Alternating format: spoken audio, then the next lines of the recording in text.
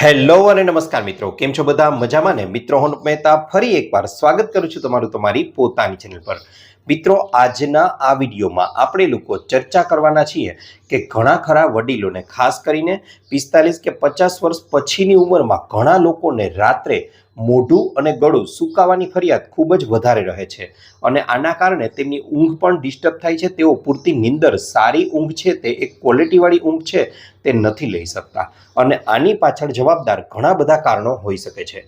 મિત્રો, આજના આ વિડીયોમાં આપણે લોકો આવા જ કારણો વિશે ચર્ચા કરવાના છીએ અને તેની સાથે સાથે વિડીયોના અંતમાં હું તમને લોકોને થોડા એવા પણ જબરજસ્ત ઉપાય સૂચવવાનો છું કે જેનાથી આ પ્રકારની સમસ્યાથી તો સંપૂર્ણપણે છુટકારો મળી જ જશે, પણ તેની સાથે સાથે તમારા શરીરની અંદર અન્ય કોઈ પણ બીમારી હશે તે સામાન્યમાં સામાન્ય શરદી, ઉધરસ કે માથાના દુખાવાથી માંડી ને કેન્સર જેવી ગંભીર બીમારીઓ હશે તો તેને પણ દૂર કરવામાં અક્સિર ઇલાજ તરીકે માનવામાં આવે છે. તો ચાલો જરા પણ વાર ન લગાડતા સીધો જ શરૂ કરી દઈએ આજનો વિડીયો. મિત્રો, શું તમે લોકો પણ રાત્રે એકદમ ઘેરી નીંદરમાં સૂતા હો અને અચાનક જ તમારું ગળું અને મોં છે તે સુકાવાના કારણે ઘણીવાર ઘણા લોકો છે તેની ઊંઘ ખુલી જાય છે?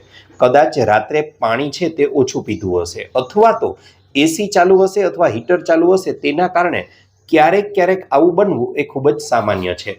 પરંતુ જો તમારી સાથે આ ઘટના છે તે રોજે રોજ બની રહી છે તો ચોક્કસથી તમારે લોકોએ તેના પર ધ્યાન દેવાની ખૂબ જ વધારે જરૂર છે, કારણ કે આ પ્રકારની વસ્તુ છે તે ડાયાબિટીસ છે. ઘણીવાર આપણું રોગ પ્રતિકારક તંત્ર છે ને તેમાં જ કોઈ અડચણ કે મુશ્કેલીઓ થવાના કારણે આ પ્રકારની સમસ્યાઓ છે તે ઉદ્ભવી શકે છે. આ ઉપરાંત તેના માટે અન્ય કેટલાક કારણો પણ જવાબદાર છે. જો આખો દિવસ તમે લોકોએ ખૂબ જ વધારે પરિશ્રમ કર્યો છે અથવા તો રાત્રિના સમયે તમે લોકોએ ખૂબ જ મસાલાવાળું કે પછી ખૂબ જ નમકયુક્ત મીઠાવાળો ખોરાક છે તે ખાધો છે, તો અથવા તો તમે લોકો રાત્રે ખૂબ જ અથાણાનું સેવન કર્યું છે, તો પણ ક્યારેક આવી સમસ્યા બની શકે છે. મિત્રો, આ ઉપરાંત તમને વાત કરવા જાઉં તો રાત્રે હમણાં જણાવ્યું એ પ્રમાણે એસી કે પછી હીટર ચાલુ કરીને સૂવો છો તો તેનાથી પણ આવી સમસ્યા બની શકે છે. પણ યાદ રહે મિત્રો, આવી વસ્તુઓથી જ્યારે આવી સમસ્યા બને છે ત્યારે તે ટેમ્પરરી હોય છે, થોડા સમય માટે જ બને છે. પણ જ્યારે આવી સમસ્યા રોજે રોજ બનવા લાગે છે ત્યારે તેના લક્ષણો, આવી સમસ્યાના લક્ષણો છે તે કંઈક અલગ હોય છે. કેવા હોય છે ચાલો જણાવી દઉં. સૌથી પહેલાં તો આવું તમારી સાથે બને ત્યારે રાત્રિના સમયે ઘણીવાર એવું બને કે તમારું મોઢું છે તે એકદમ કડવું થવા લાગે, તેની સાથે સાથે તમારું મોં છે એકદમ ચિકાસયુક્ત અને મોંની અંદર દુખાવો છે તે પણ થોડા ઘણા અંશે થવા લાગે છે. સાથે સાથે જો કોઈ વ્યક્તિને ડાયાબિટીસની સમસ્યા હોય તો તેની શરૂઆતમાં પણ આવા લક્ષણો જોવા મળે છે. જેમ કે મિત્રો, ડાયાબિટીસમાં તમને લોકોને ખ્યાલ છે કે આપણું લોહી છે તેમાં ખાંડની માત્રા વધી જાય છે. હવે લોહીમાં ખાંડની માત્રા વધી જવાના પરિણામ સ્વરૂપે આપણી કિડનીઓ છે બંને તેના પર ભારણ વધે છે અને પરિણામે કિડનીઓ છે તે બરાબર રીતે લોહીને ફિલ્ટર કરવા માટે વધારે કાર્ય કરવા લાગે છે. વધારે લોહીને ફિલ્ટર કરી અને વધારે ખાંડનો શરીરમાંથી નિકાલ પેશાબ વાટે કરવા લાગે છે. આ પેશાબ વાટે વધારે માત્રામાં પાણીનો પણ નિકાલ થાય છે અને તેના પરિણામ સ્વરૂપે આ પ્રકારની સમસ્યા ઉદ્ભવવી ખૂબ જ સામાન્ય છે. આવું ત્યારે બને છે જ્યારે ટાઈપ 2 પ્રકારની ડાયાબિટીસ થાય છે. હવે મિત્રો, ટાઈપ 1 પ્રકારની અથવા તો ડાયાબિટીસ ઇન્સિપિડસ છે તે પણ જ્યારે આવી સમસ્યામાં ઉદ્ભવતી હોય છે. જેમ કે તમને વાત કરવા જાઉં તો ઇન્સિપિડસ ડાયાબિટીસમાં બ્લડ સુગર સાથે કોઈ જ પ્રકારના લેવા દેવા નથી.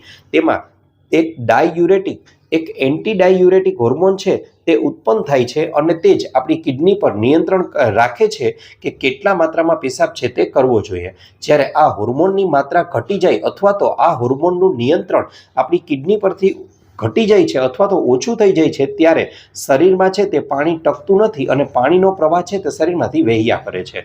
આવી રીતે આપણા શરીરમાં રાત્રિના સમયે ગળું અને મોઢું સુકાવાની સમસ્યા ખૂબ જ સામાન્ય બની જાય છે. મિત્રો, ઘણીવાર એવું બને છે કે તમે લોકો રાત્રે યોગ્ય રીતે સૂતા નથી. જી હા મિત્રો, રાત્રે ઘણીવાર ઘણા લોકો છે ઊંચો ઓશિકું રાખીને સૂઈ જાય છે તો તેના પરિણામ સ્વરૂપે પણ શ્વસન માર્ગ છે તે રૂંધાય છે અને તેના પરિણામ સ્વરૂપે પણ અચાનક જ તમારી ઊંઘ છે તે ખુલી જાય છે. આ ઉપરાંત મિત્રો, વાત કરવા જાઉં તો ઘણા લોકો છે તે રાત્રે સૂતા સમયે જોરથી નસકોરા બોલાવતા હોય છે.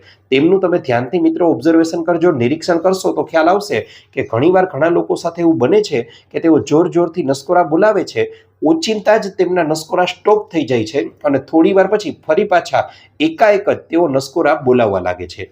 મિત્રો, આવું થતું હોય તો તે લોકોને સ્લીપ એનિયા જેવો ડિસઓર્ડર હોઈ શકે છે અને આમાં એવું બને છે કે તમારું ગળું છે તેમાં યોગ્ય શ્વાસ અંદર નથી જઈ શકતો, તેના પરિણામ સ્વરૂપે O2ના અભાવે તમારી ઊંઘ છે તે ખુલી જાય છે અને તેના પરિણામ સ્વરૂપે આ પ્રકારની સમસ્યા છે તે પણ ઉદ્ભવી શકે છે. હવે જ્યારે મોઢું સતત ખુલ્લું રહે છે ત્યારે મોંમાં રહેલી લાળ અને ભીનાશ છે તે આપણે કેમ ભીનો ટુવાલ છે તે હવામાં સૂકવીએ અને સુકાઈ જાય છે, તે જ રીતે તમારું મોઢું છે તે પણ સુકાવા લાગે છે અને તેના પરિણામ સ્વરૂપે પણ તમારી ઊંઘ છે તે ખુલી જવાની સમસ્યા ખૂબ જ વધારે સામાન્ય બની જાય છે. આ ઉપરાંત મિત્રો જવાબદાર કારણની વાત કરવા જાઉં તો હાઇપરથાઇરોઇડ. જી હા મિત્રો, હાઇપરથાઇરોઇડ છે તેને ખરેખરમાં તો શરીરનું એન્જિન જ માની શકાય છે. જેમ તમને લોકોને ખબર છે એ પ્રમાણે કે કોઈ પણ એન્જિન હોય તે વધારે કાર્ય કરવા લાગશે તેમ તેને વધારે ઈંધણની પણ જરૂર પડશે. હાઇપરથાઇરોઇડમાં કંઈક આવી જ વસ્તુ બને છે કે તમારા શરીરનું હાઇપરથાઇરોઇડમાં વધારે ને વધારે વ્યક્તિ ખોરાક ખાય છે છતાં પણ તે વ્યક્તિ છે તે દિવસે ને દિવસે દુબળો પડતો જાય છે અને તેના શરીરમાંથી પાણીનો પણ આ જ રીતે નિકાલ થાય છે. આવી સમસ્યાની અંદર પણ મોઢું સુકાવાની સમસ્યા છે તે ખૂબ જ વધારે સામાન્ય છે તે બનતી જાય છે. જો તમારા શરીરની અંદર પણ આવા લક્ષણો દેખાતા હોય તો ચોક્કસથી તેને નજરઅંદાજ ન કરવા જોઈએ અને તેના પર આપણે ધ્યાન દેવાની જરૂર છે. હવે આવી સમસ્યાઓના ઉકેલ રૂપે કેવા કેવા ઉપાયો કરી શકાય અને એક યુનિવર્સલ ઉપાય કે જે તમામ બીમારીઓનો ઈલાજ છે તે પણ વિડીયોના અંતમાં ચાલો સૂચવી દઉં. મિત્રો, તમારા શરીરની અંદર પણ જ્યારે આ પ્રકારની સમસ્યા સર્જાય છે ત્યારે અમુક ચોક્કસ પ્રકારના ઉપાયો છે તે તમારે લોકોએ કરવા જ જોઈએ. જેમ કે વાત કરવા જાઉં તો તમારા મોં અને ગળું સુકાવાની સમસ્યા તમારી સાથે પણ રોજે રોજ બની રહી છે તો ચોક્કસથી તમારે લોકોએ તમારી ડાયાબિટીસ છે તે ચેક કરાવવી જોઈએ, થાઇરોઇડ છે તે પણ જોઈ લેવો જોઈએ. તેની સાથે સાથે દિવસમાં વારંવાર થોડી માત્રામાં પાણી પીવું જોઈએ અને રાત્રે સૂવાના પણ 1-2 કલાક પહેલા અડધોથી 1 ગ્લાસ જેટલું પાણી પી શકાય છે. આ ઉપરાંત સૂતા સમયે તમારી આસપાસનું વાતાવરણ છે તે બને તેટલું સ્વચ્છ હોવું ખૂબ જ આગ્રહ ભરેલું છે અને તેની સાથે સાથે કોઈ એક પડખે તમારે લોકોએ સૂવાનો આગ્રહ રાખવો જોઈએ.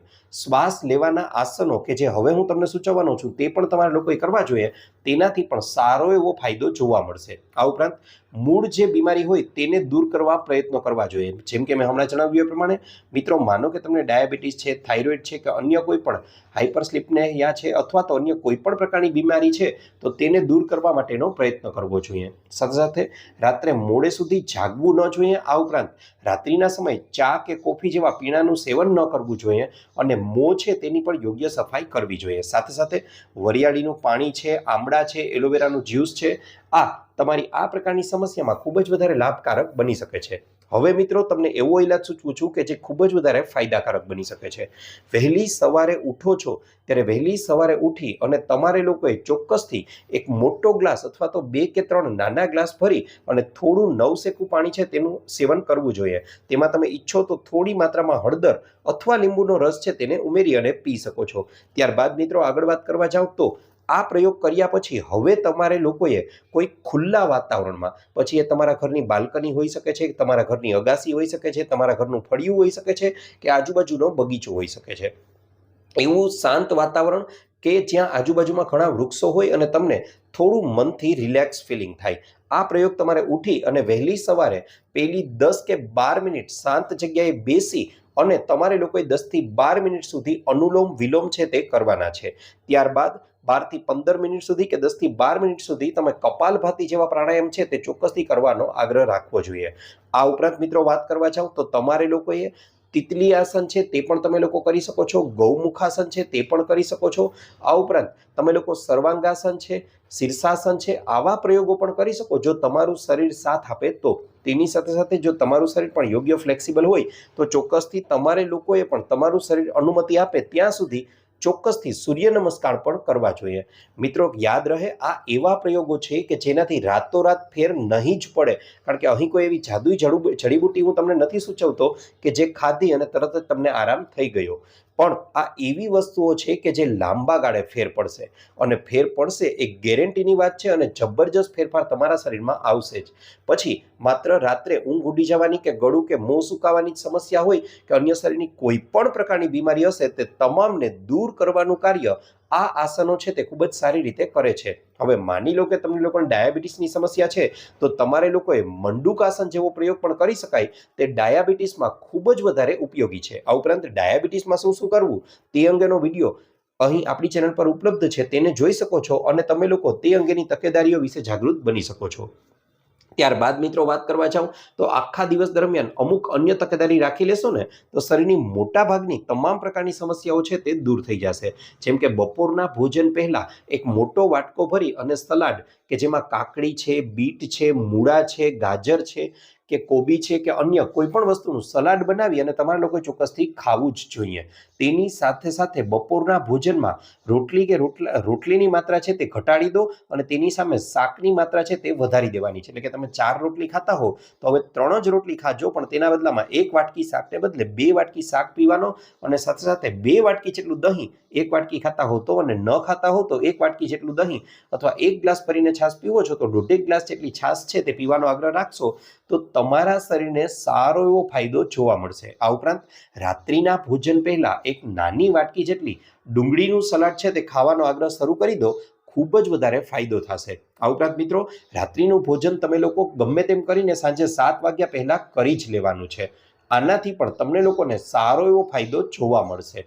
સાથે સાથે મિત્રો તમને જણાવી દઉં તો તમારું શરીર છે તે કુદરતની ઘડિયાળ સાથે ભળી જશે અને તેના પરિણામે તમારું શરીર મોટાભાગની બીમારીઓને દૂર કરવા માટે સક્ષમ બની જશે. કારણ કે તમે લોકો જ્યારે રાત્રિનો ખોરાક 7 વાગ્યા પહેલા કરી લો છો ત્યારે આ ભોજન છે તે રાત્રે 10 કે 11 વાગ્યા પહેલા પૂરું થઈ જાય છે અને તેના પરિણામે રાત્રે 11 થી સવારે 6 કે 7 વાગ્યાની વચ્ચેનો સમયગાળો છે તે એવો સમયગાળો છે કે જે દરમિયાન તમારું શરીર ઉપવાસની પરિસ્થિતિમાં હોય છે અને તમારો ખોરાક છે તે તો પચી જ ગયો હોય છે, પણ આ સમયગાળા દરમિયાન તમારું શરીર સેલ્ફ રિપેર મોડમાં વયું જાય છે. એટલે કે શરીરની અંદર રહેલી બીમારીઓને શરીર પોતે જ ખાઈ જાય છે, શરીર પોતે જ દૂર કરી દે છે. માટે આ પ્રયોગને પણ ચોક્કસ કરવો જોઈએ. આ ઉપરાંત મિત્રો વાત કરવા જાઉં તો તમારે લોકોએ પણ આખા દિવસ દરમિયાન બને તેટલો ઘરનો ખોરાક જ ખાવાનો આગ્રહ રાખવો જોઈએ, તાજો બનેલો ખોરાક જ ખાવાનો આગ્રહ રાખવો જોઈએ અને તળેલો અને મસાલાવાળો ખોરાક અને ખાંડ, મીઠું, મેંદો અને ચોખા આ વસ્તુઓથી બને તેટલા દૂર રહો અને ઠંડા પીણા, આઈસ્ક્રીમ્સ છે આ વસ્તુઓથી પણ દૂર રહેશો તો મિત્રો ગેરંટી સાથે કહું છું 100 વર્ષનું નિરોગી આયુષ્ય છે તે ચોક્કસથી તમે લોકો ભોગવી જ શકશો. અને અહીં જે સૂચવેલા પ્રયોગો છે તેને નિયમિત રીતે કરવાના છે અને કડકતાથી તેનું પાલન કરી અને કરવાના છે. એક પણ દિવસ મિત્રો ચૂકાય નહીં. તમે 6 કે 8 મહિના સુધી આ પ્રયોગોને એક ધારા હિંમત કરી અને કરી લેશો તો પછી મિત્રો ગેરંટી સાથે કહું છું આ જીવન તમે આમાંથી એક પણ પ્રાણાયામ છે તેને છોડી નહીં શકો, કારણ કે એના એવા જબરજસ્ત ફેરફારો તમારા શરીરની અંદર જોવા મળશે. તો મિત્રો આશા રાખું છું આપને મારો વિડીયો ગમ્યો હશે. વિડીયો ગમ્યો હોય તો લાઈક કરજો, ચેનલને સબસ્ક્રાઇબ કરજો. આ ઉપરાંત આપને પણ કોઈ હેલ્થ કે બ્યુટી સંબંધિત સમસ્યા હોય ને તો એ પણ જણાવજો. અમે તેને અનુરૂપ પણ નવા વિડીયો લાવવાનો પૂરતો પ્રયાસ કરીશું. સાથે સાથે તમે આ વિડીયો ક્યાંથી જોઈ રહ્યા છો, કયા ગામ, કયા શહેર, કયા રાજ્ય, કયા જિલ્લા કે પછી કયા દેશમાંથી એ પણ જણાવજો, કારણ કે અમને લોકોને ખૂબ જ આનંદ થાય છે એ જાણીને કે અમારી ઓડિયન્સ અમને ક્યાંથી જોઈ રહી છે. આપનો ખૂબ ખૂબ આભાર.